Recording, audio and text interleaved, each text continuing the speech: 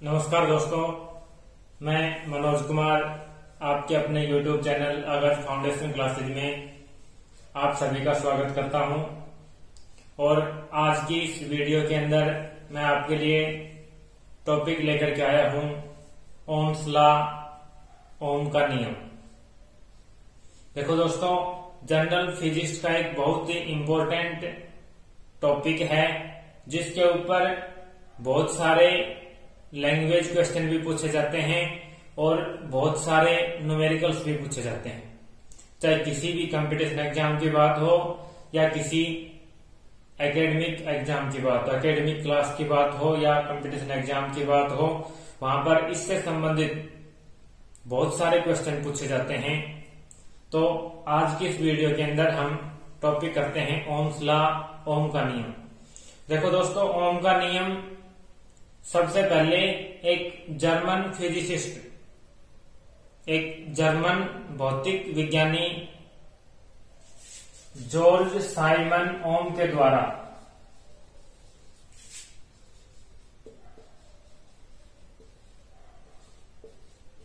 George Simon ओम के द्वारा 1827 के अंदर प्रपोज किया गया था।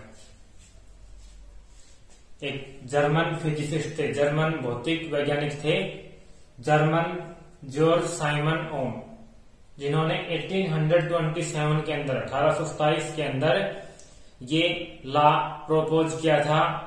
और इस लॉ के अंदर उन्होंने एक कंडक्टर, एक चालक के अंदर से पास होने वाली विद्युत धारा, फ्लो होने वाले इलेक्ट्रिक करंट और उस कंडक्टर, उस चालक के दोनों सिरों के बीच में, दोनों एंड्स के बीच में जो पोटेंशियल डिफरेंस होता है, जो विभवांतर होता है, उसके बीच में एक रिलेशन स्थापित की।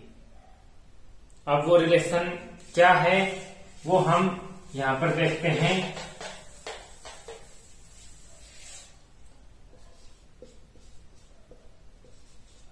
According to Ohm's law, the electric current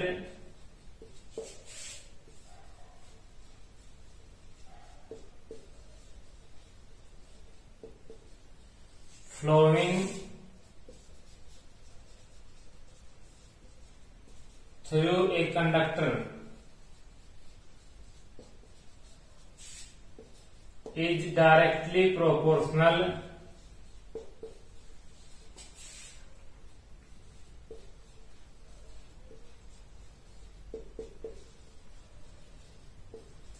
to the potential difference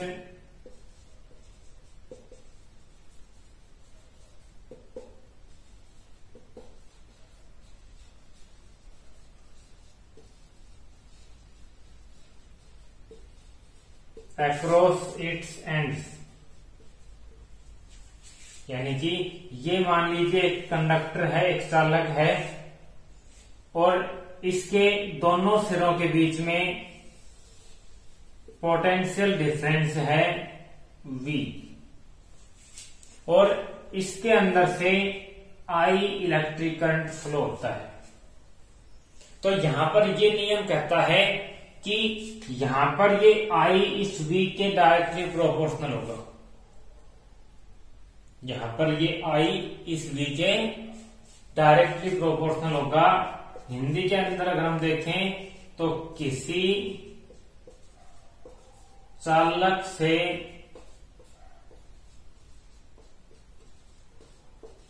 प्रवाहित होने वाली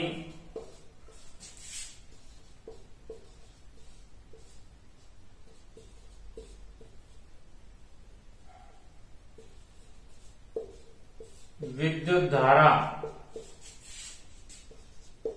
उसके सिरों के बीच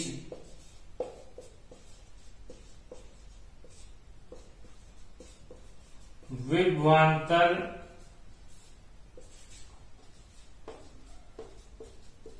के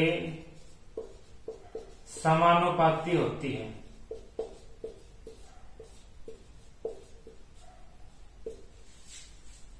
यानी कि किसी चालक से जो विद्युत धारा प्रवाहित होती है वो उसके सिरों के बीच में जो विभवांतर होता है, विभवांतर यानी कि पोटेंशियल डिफरेंस, इसके समानुपाती होता है, डायरेक्टली प्रोपोर्शनल होता है।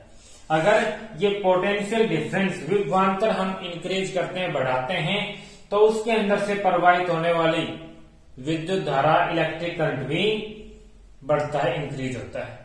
अगर हम पोटेंशियल डिफरेंस कम करते हैं तो इलेक्ट्रिक करंट भी कम होता है।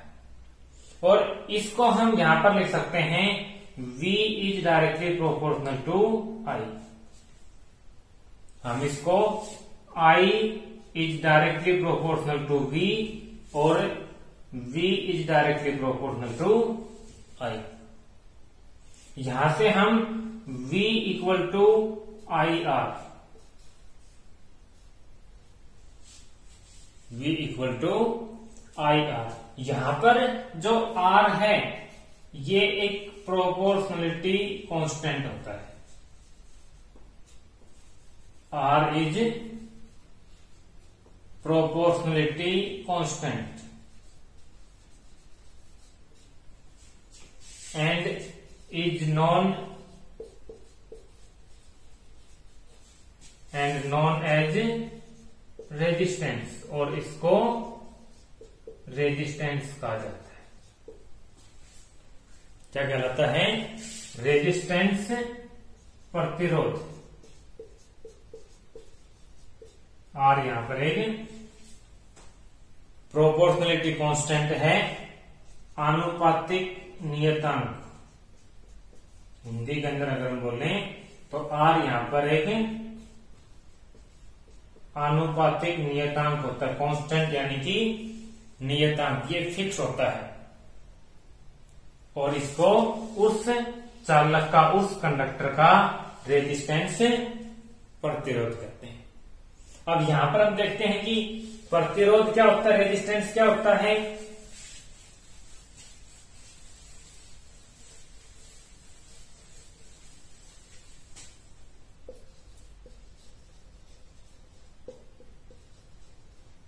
रेजिस्टेंस और प्रतिरोध।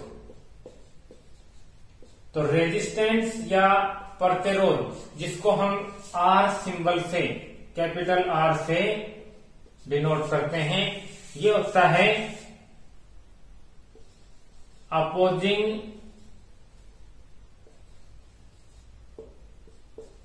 The flow of electric current,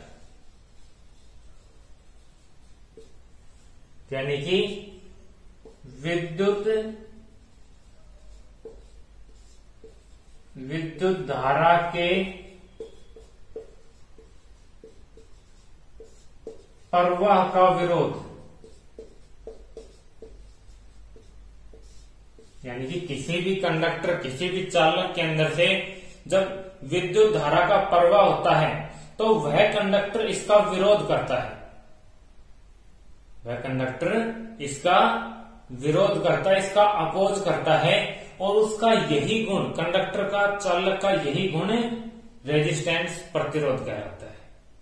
और यहां से हम देखते हैं V इक्वल टू IR होता है। अगर यहां पर हम देखें तो R equal to V upon I होता है, R बराबर V अपॉन I होता है। अब यहां पर हम इसको ऐसे भी डिफाइन कर सकते हैं कि जो रेजिस्टेंस होता है, प्रतिरोध होता है, वो पोटेंशियल डिफरेंस और विद्युत धारा का अनुपात होता है। हम यहां पर इसको कह सकते हैं resistance is the ratio of potential difference to the electric current. प्रतिरोध किसी चालक के सिरों के बीच में विभवांतर और उसमें से प्रवाहित होने वाली विद्युत धारा का अनुपात होता है, रेशियो होता है। इसका SI मात्रक इस फॉर्मूले के हिसाब से, इसकी SI यूनिट इस फॉर्मूले के हिसाब से होगी। देखो पोटेंशियल डिफरेंस इसका SI मात्रक होता है, SI यूनिट होती है वोल्ट, और इलेक्ट्रिक करंट इसका होता है एम्पियर। तो यहां से बनता है वोल्ट पर एम्पियर। क्या होगा? वोल्ट पर एम्पियर, जिसको हमें वोल्ट पर एम्पियर या फिर वोल्ट पर एम्पियर लिख सकते हैं। ये इसका सिंबल होता है और ये इसका नेम होता है वोल्ट पर एम्पियर। इसी को ये रेजिस्टेंस जॉर्ज साइमन ओम के द्वारा प्रपोज किया गया था, इसलिए जो रेजिस्टेंस की यूनिट होती है उसको इन्हीं के नाम दे दिया गया, और इसको हम ओम भी कहते हैं, जिसका सिंबल होता है, यानी कि SI unit of resistance is ohm, ये जिसका सिंबल है। या फिर इसको हम वोल्ट पर एम्पियर भी कह सकते हैं, यानी कि हम कह सकते हैं 1 वोल्ट पर ampere equal to 1 Om.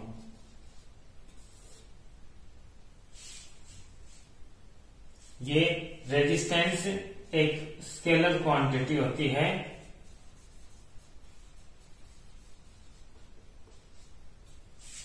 Aedes राशि होती है, यानी कि इसके अंदर केवल मात्रा होती है, मैग्नीट्यूड होता है, यहाँ पर डायरेक्शन की कोई जरूरत नहीं होती। अब यहाँ पर कुछ न्यूमेरिकल क्वेश्चन पूछे जाते हैं। न्यूमेरिकल क्वेश्चन किस तरीके से पूछे जाते हैं? मान लीजिए कि हमें किसी चालक के, किसी कंडक्टर से प्रवाहित होने वाली विद्युत धारा, इलेक्ट्रिक करंट और उसके सिरों के बीच में, उसके एंड्स के बीच में जो पोटेंशियल डिफरेंस है उसका मान दिया हुआ है। जैसे न्यूमेरिकल में यहां पर लिखता हूं, किसी चालक के सिरों के बीच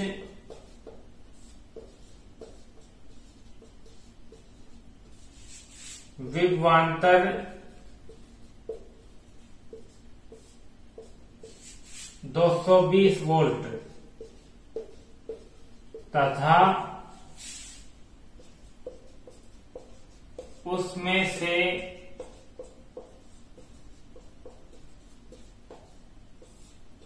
प्रवाहित होने वाली विद्युत धारा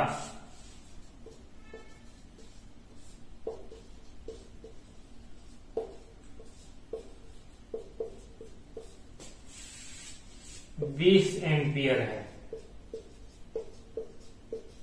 तो चालक का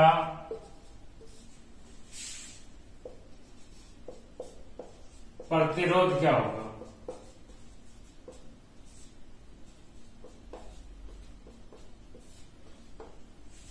यहां पर विभवांतर दिया है और विद्युत धारा दी हुई है, और हमें चालक का प्रतिरोध रेजिस्टेंस फाइंड आउट करना है। हमें ये फॉर्मूला पता है, R बराबर रेजिस्टेंस बराबर V अपॉन I।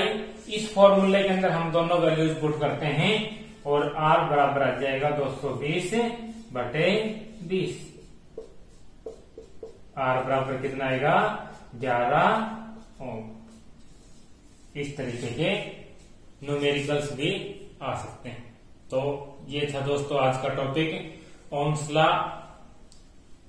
कल के लिए नेक्स्ट वीडियो लेकर आते हैं, तब तक के लिए वीडियो देखिए, शेयर कीजिए, और अगर आपने हमारे चैनल को अभी तक सब्सक्राइब नहीं किया है तो कृपया सब्सक्राइब कीजिए। धन्यवाद।